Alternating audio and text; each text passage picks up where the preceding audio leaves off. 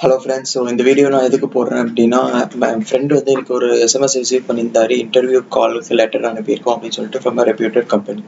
So அது வந்து ஒரு ஃபேக் இது அப்படின்றத நான் சொல்லியிருந்தேன். ஸோ எதை வச்சு சொல்லியிருக்கேன் அப்படிங்கிறத நான் வந்து இந்த வீடியோவில் ஷேர் பண்ணுறேன். So this information will be useful for you and your colleagues whenever you receive a message like that. So மோஸ்ட்டாக எஸ்எம்எஸில் வரதை நீங்கள் டவுட் படுங்க unless you identify it is genuine.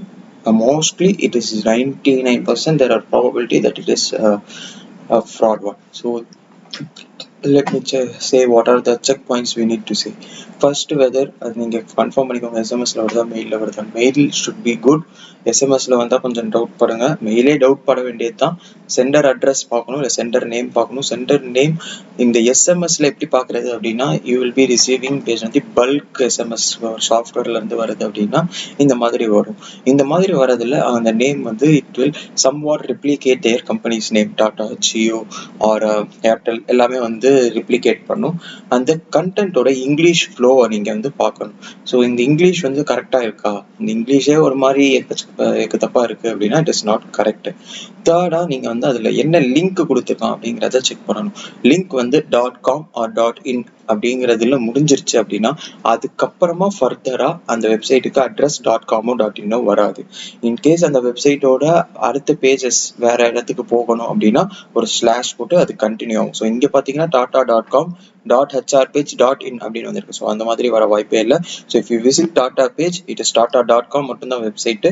அதில் நீங்கள் எதுக்கு போனீங்கன்னாலும் உங்களுக்கு வந்து tata.com/ அந்த பேஜோட அட்ரஸ் அப்படிதான் வரும். ஸோ இந்த மாதிரி தான் வரணும், வேற மாதிரி வரக்கூடாது. ஸோ இது வந்து நீங்க செக் பண்ணிக்கணும்.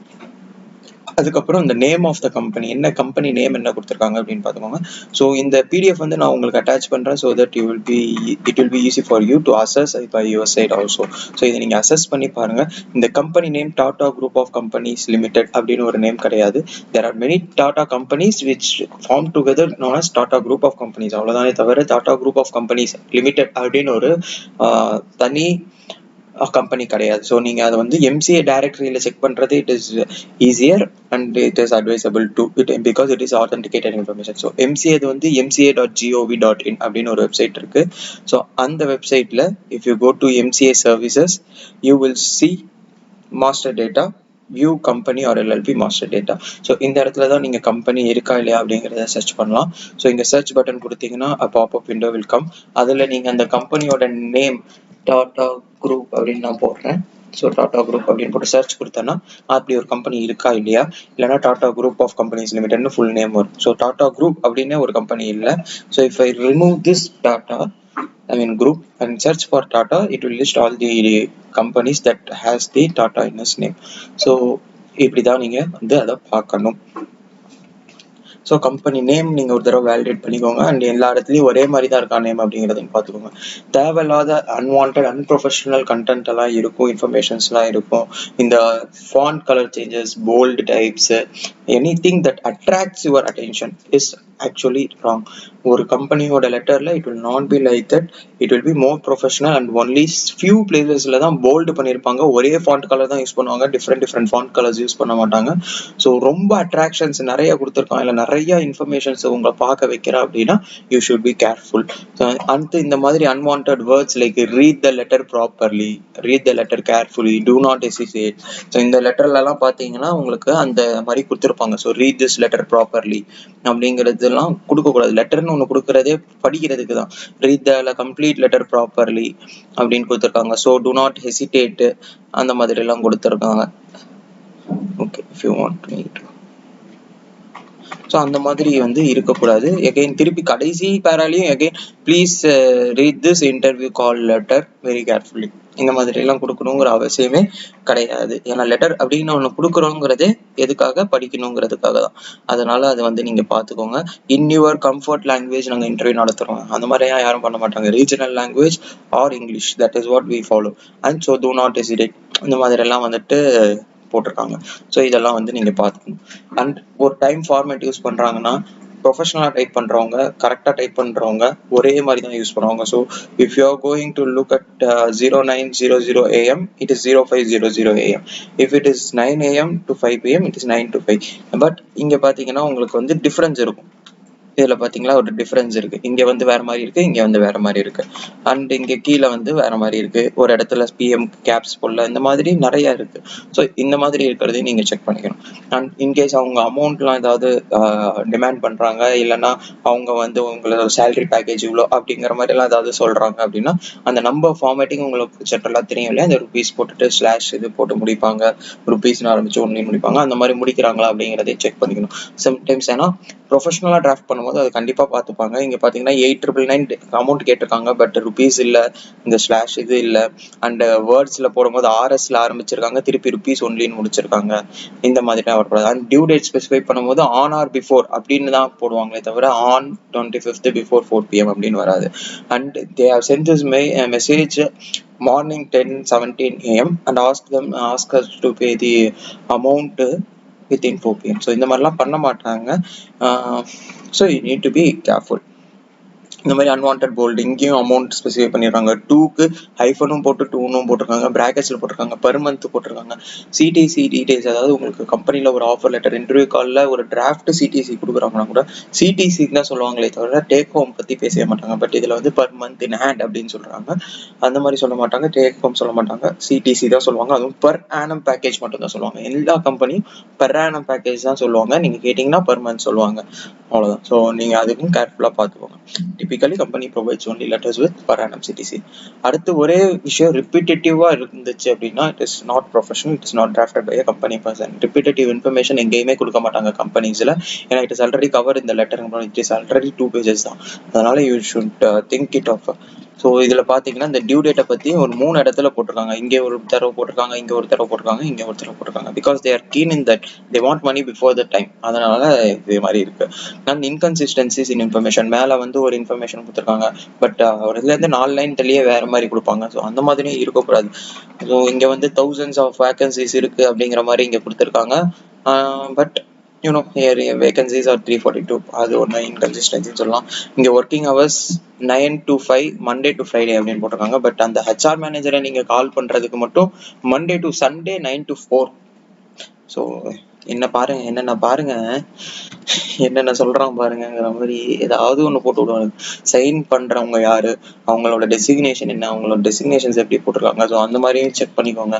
This is not a sign. If you go to the picture it's shows from where it is pasted. ஏதோ ஒரு ஃபோல்டர்ல தேவையில்லாம ஒரு பேரை போட்டு அப்படி சேவ் பண்ணி அப்படி போட்டிருக்காங்க.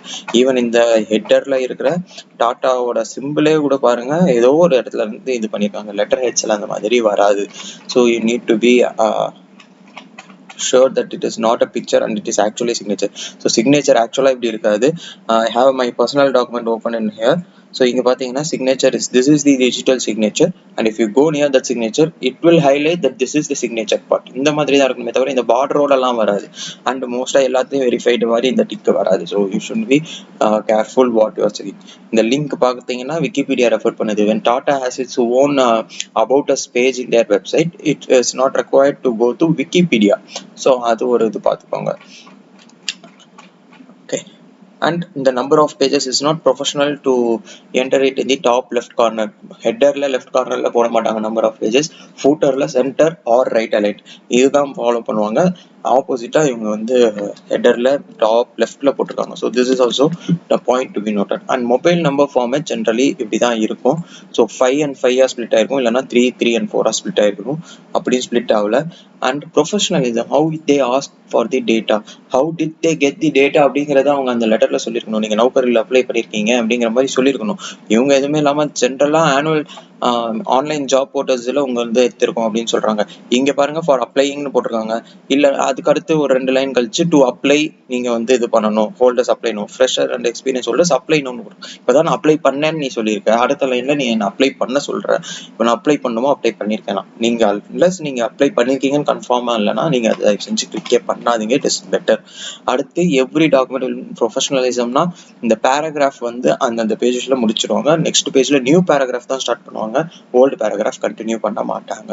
ஸோ அதை பார்த்துக்கோங்க. அதுவும் அந்தந்த கமா, செப்பரேட்டர், ஸ்பேசிங், கிராமர் எல்லாமே வந்து நீங்க பாத்தீங்கன்னாலே கண்டுபிடிச்சலாம் இது ஃபேக்கா இல்லையா. நீங்க பாருங்க வித் 18% GST, வித் 28% GST எல்லாம் போட்டிருக்காங்க. இது மாதிரி இது இஸ் டோட்டலா இதுவாகவே தெரியும், பச்சையா தெரியுது இந்த மாதிரி எல்லாம் போட முடியாதுன்ட்டு. ஸோ அது வந்து நீங்க வந்து செக் பண்ணிக்கோங்க. அண்ட் அவங்க டேட்டா எப்படி கேட்குறாங்கன்னு பார்த்தீங்கன்னா ஸ்க்ரீன்ஷாட் வந்து அமுச்சு விடுங்க, அதாவது பேமெண்ட் பண்ணிட்டு இந்த கான்டாக்ட் பர்சனை கான்டாக்ட் பண்ணிட்டு பேமெண்ட் பண்ணிட்டு அந்த ஸ்க்ரீன்ஷாட்டை வாட்ஸ்அப்பில் அனுப்பணுமா. அதுக்கப்புறம் அது உங்களோட டீட்டெயில்ஸ் எல்லாம் like here is that transaction number screenshot, அதுக்கப்புறம் இந்த passport size photo, ID proof, Aadhaar card, PAN card, contact நம்பர்லாம் நீங்கள் வாட்ஸ்அப்பில் அனுப்பணுமா. No company will ask these details in WhatsApp. Everything are personal, everything are confidential or some way it is very much required to be documented. அதனால மெயிலில் தான் வாங்குவாங்க. இந்த மாதிரி வாட்ஸ்அப்பில் அனுப்புங்க அப்படின்னு சொல்ல மாட்டாங்க. By WhatsApp to your HR number அந்த மாதிரிலாம் சொல்ல மாட்டாங்க. ஸோ கீனா பாருங்க, ஒரு மெசேஜ் எஸ் கரெக்ட், இது கரெக்டா இருக்கு அப்படின்னு உங்களுக்கு தோணுனா நீங்க அப்ளை பண்ணியிருந்தீங்கன்னா it is better. If you know the centre it is always better, no problem. If you do not know the centre, check the links, லிங்கை செக் பண்ணுங்க, நேமை செக் பண்ணுங்க ஒரு தடவை. இங்கிலீஷ் ஃப்ளோலாம் இந்த மாதிரி ஓவராலா ஓகேவா இருக்கு அப்படின்னா மட்டும் அதை வச்சு ப்ரொசீட் பண்ணுங்க. It is advisable to avoid clicking on any links received in SMS because it may be a hacking tool.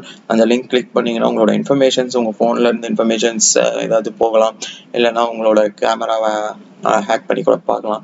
So தெரியாது, நமக்கு எதுவுமே தெரியாது. இரும்பு திரை படம்லாம் பார்த்துட்டும் இந்த மாதிரிலாம் பண்ணக்கூடாது இல்லையா. அதனால we need to be careful. So அதை ஷேர் பண்ணலாம் தான் இருக்கேன். ஸோ இந்த வீடியோவை நீங்கள் ஷேர் பண்ணுங்க உங்கள் ஃப்ரெண்ட்ஸுக்கு, so that it will be helpful especially to those who are seeking or seeing the jobs immediately, who wants to join in a job immediately. ஏன்னா அவங்க தான் ஈஸியா டார்கெட் ஆவாங்க. if you are in a position and you don't want to be to get into another company, there is no problem, you are not going to apply. But சிலர் வந்து இப்போ இமீடியட்டா job requirement இருக்கு அப்படிங்கும் போது இந்த மாதிரி மெசேஜஸ்க்கு மேபி டக்குன்னு ஃபாலோ ஆவாங்க. So you need to be careful. So spread this message, like பண்ணுங்க, கமெண்ட் பண்ணுங்க, ஷேர் பண்ணுங்க இந்த வீடியோவை. அப்படியே என் சேனலுக்கு ஒரு சப்ஸ்கிரைப் பண்ணுங்க. தேங்க்யூ, பாய்.